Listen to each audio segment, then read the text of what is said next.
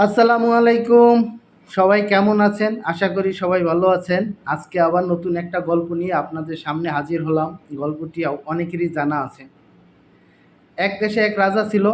রাজা একদিন সমস্ত প্রজাদেরকে ডেকে বললেন যে, "আমার বাড়ির সামনে যে পুকুরটা আছে, এই পুকুরটায় আপনারা এক বালতি করে দুধ নিয়ে আসবেন এবং পুকুরটা ভরে ফেলবেন।"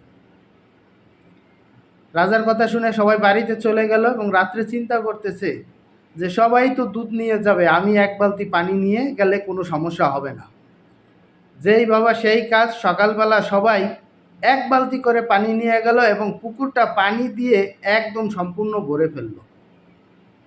রাজামশাই এসে দেখলেন যে কেউ এক ফোঁটা দুধ নিয়ে আসেনি, শুধু পানি আর পানি, শুধু পানি দিয়ে পুকুরটা ভরে ফেলছে।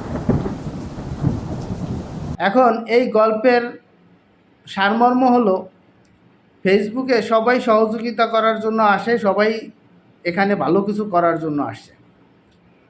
সবাই চিন্তা করে আমাকে সবাই ফলো করুক, আমি কাউকে ফলো করব না। ম্যাক্সিমাম মানুষের চিন্তা ভাবনা। এর জন্য অনেকে কি করে, ফলো উঠিয়ে নেয়, আবার সবাই আগে বলে আমাকে ফলো করেন, আমাকে এইটা করেন, আমাকে ওইটা করেন, এই অবস্থা।